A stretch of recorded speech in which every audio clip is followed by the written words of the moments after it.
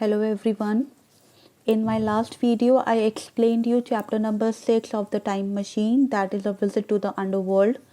And in that chapter, we read that how time traveler explored the world of the Morlocks and his escape from the Morlocks. This is what was there in chapter number 6. Now I'll start with the explanation of the chapter In Search of a Safe Spot at Night, which is chapter number 7 of the time machine. First of all, I'll tell you the summary of the chapter, then a stanza-wise explanation of it. Is that all right? Let's start with the summary.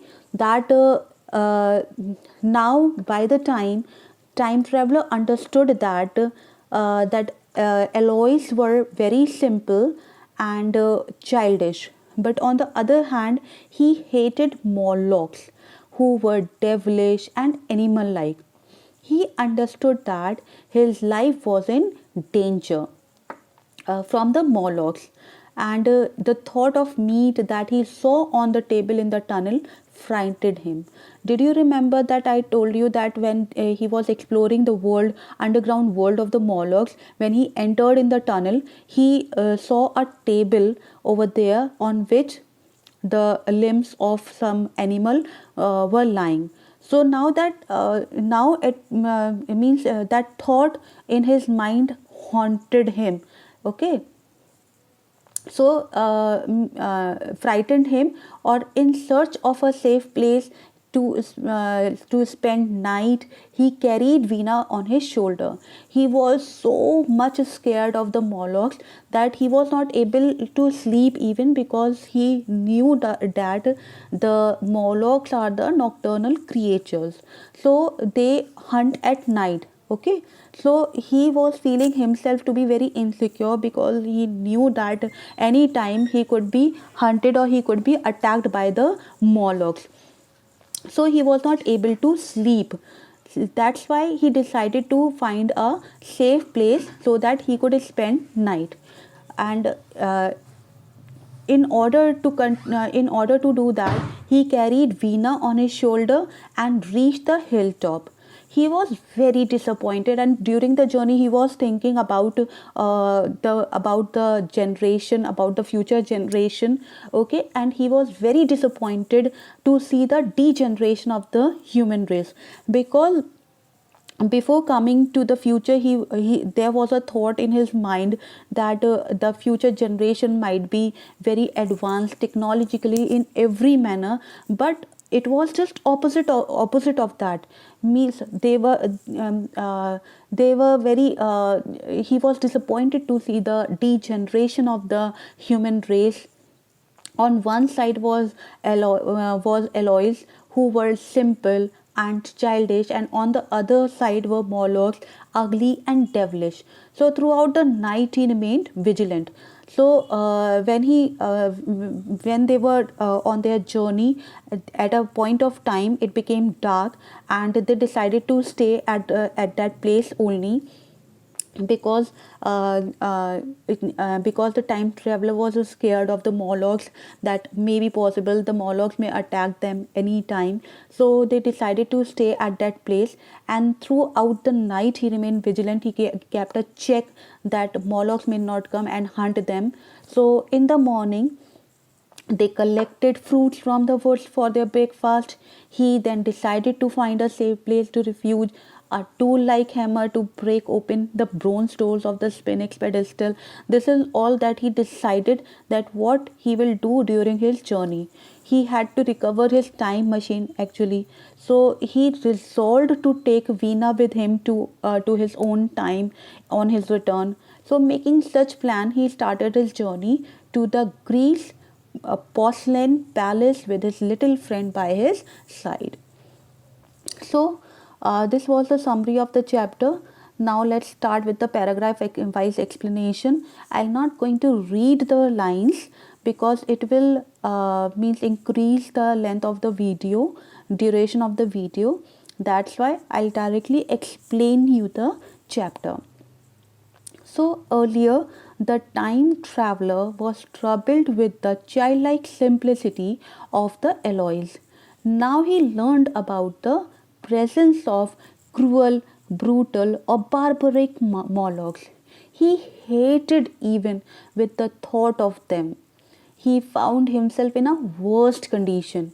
He was in an acute distress since he discovered the loss of his time machine, because he was sure that his time machine has been stolen by the Morlocks, and until and unless he would get his time machine, he would not be able to go in his time. So uh, uh, in spite of that, he hoped of final escape, but this hope was genuinely affected by the new discoveries he had made.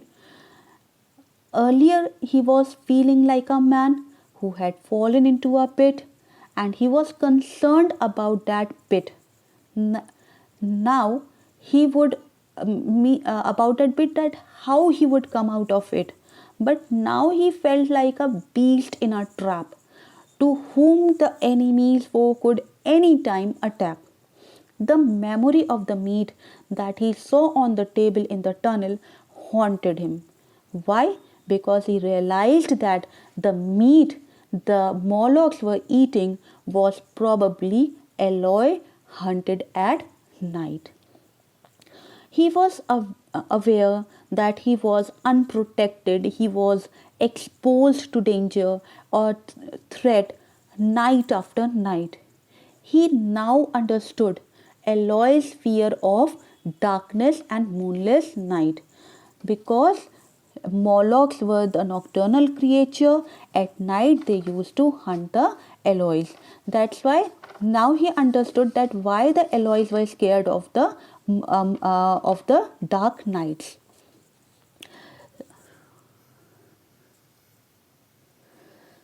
He now thinks that he had understood why the Aloys dread the night. They spoke of imminent dark nights, and he realized that the moon was waning, or you can say fading or decreasing.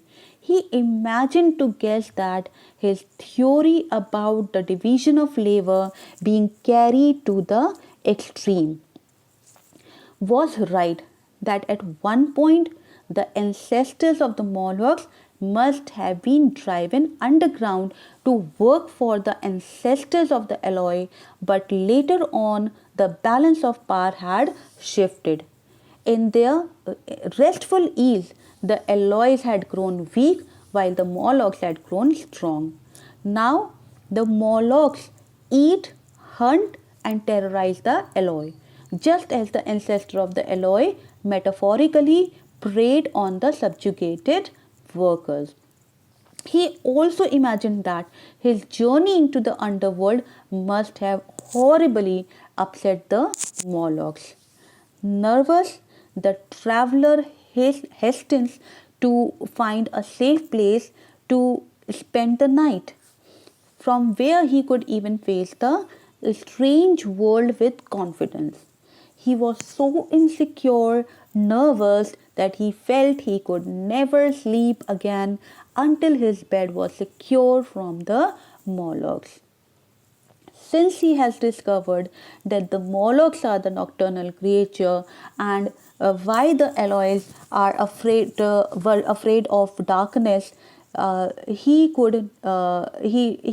felt that he could never sleep again until his bed was secure from the Morlocks.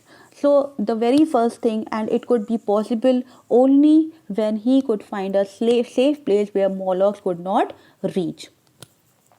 Now, the very first thing he decided is to find a safe place which could be beyond the reach of the Morlocks. So he spent the whole day hunting the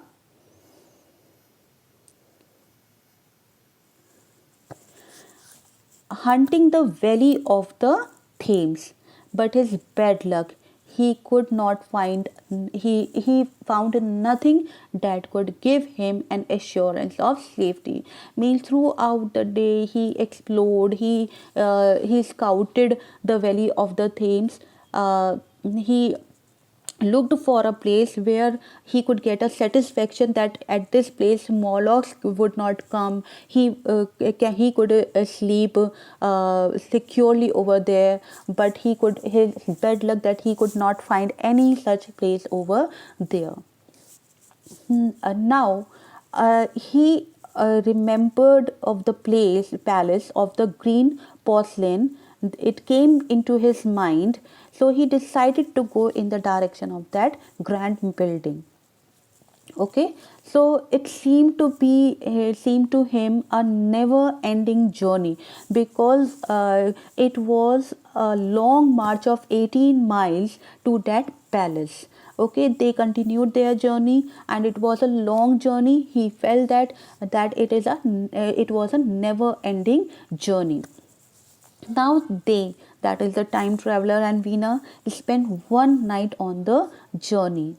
Okay, as it got dark. Why they spent the night? Because it got dark, and at night they found themselves on the border of a great forest, a very dense forest. The time traveler was out of match. He was weaponless. He had nothing to defend himself, and he knew that Moloch can any time could come there and could attack them.